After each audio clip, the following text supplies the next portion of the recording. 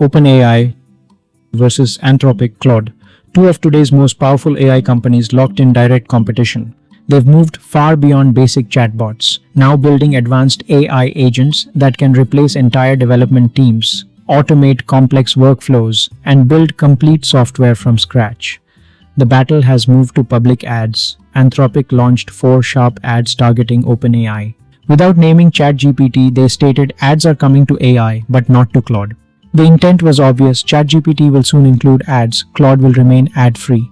Sam Altman quickly responded on social media, calling the campaign clearly dishonest, while defending OpenAI's plan ads will improve accessibility and affordability without affecting answer quality or user experience.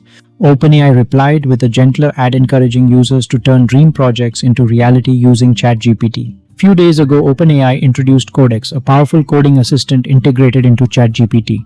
Describe an idea in plain language and it generates near-human quality code. This directly challenges Anthropic's Claude Code, which deploys AI agents to construct full applications.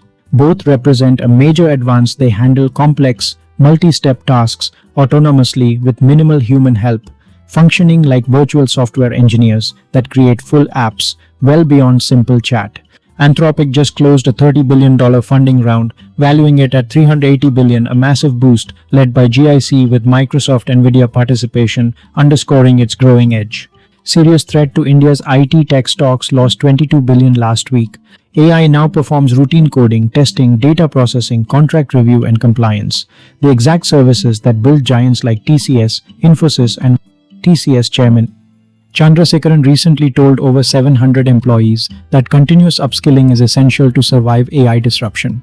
Indian tech leaders are closely watching the OpenAI-Anthropic race, which will shape AI's speed of disruption.